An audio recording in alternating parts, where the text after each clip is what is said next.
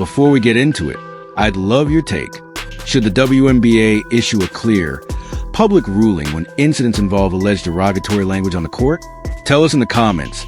Subscribe for more women's basketball coverage and turn on notifications so you don't miss updates on the WNBA, the Indiana Fever, and league policy decisions.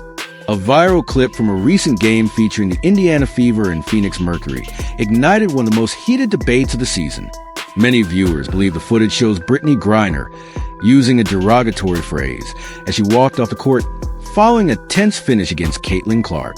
The video raced across social media in minutes, amplified by broadcasters, creators, and fans who argued it crossed far beyond routine trash talk into language that has no place in professional sports.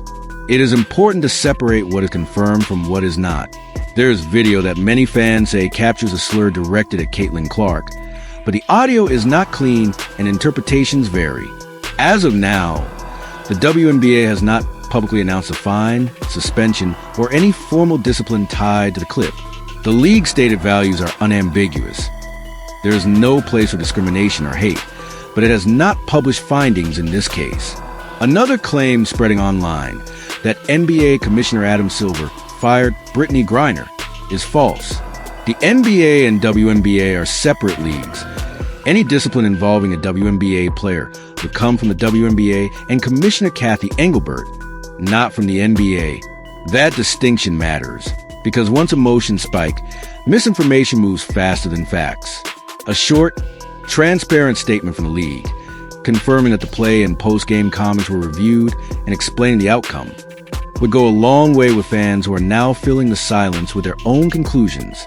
Absent that clarity, the conversation has become about the WNBA's credibility more than a single exchange on a sideline. This moment struck a nerve because it isn't just about one phrase. For months, fans have watched Caitlin Clark absorb unusually physical play.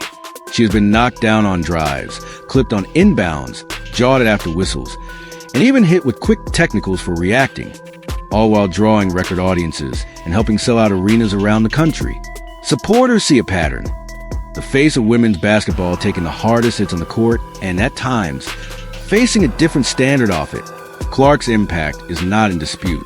She has driven the WNBA's biggest TV audiences in years, lifted attendance, and introduced new fans to women's basketball. The Caitlin Clark effect now shows up in sales data, viewership reports, and social metrics. With that growth comes responsibility for leadership to protect its most visible players the same way it protects every athlete in the league. Much of the outrage centers on consistency. Fans have asked a straightforward question. If video appeared to show a player using racially derogatory language in the opposite direction, would the response be immediate and severe?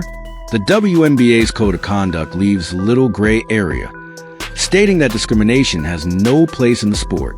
Enforcing that standard evenly, regardless of who says what, builds credibility. Intent doesn't erase impact. If a reasonable person hears a comment as racially demeaning, it demands a response. At the same time, due process matters. The WNBA should review full audio and video, interview the players and officials involved, and then issue a ruling. But review should be followed by resolution, and promptly. Weeks of silence create their own narrative. There's another piece of this moment that deserves plain talk. In the aftermath of the clip, social media dredged up and amplified invasive speculation about Brittney Griner's identity and body. That content is inappropriate and has nothing to do with officiating, sportsmanship, or league policy. Players should be evaluated on performance and conduct, not subjected to rumor mongering about their private lives. That line should be bright. Context, however, matters. The WNBA has navigated several flashpoints this season, from investigations into alleged fan behavior to debates about physical play and social media jabs among players. None of that excuses derogatory language, and none of it negates the need for consistent discipline. It does, however, explain why fans are demanding clarity. When the WNBA publishes a statement about inclusion and respect, but stays quiet after viral controversy, supporters feel the disconnect. Strong values mean little without visible enforcement. Brittney Griner remains one of the most accomplished players of her generation, with a unique personal history that has unfolded on a global stage. Recognizing that reality while holding everyone to the same standard is what professionalism looks like.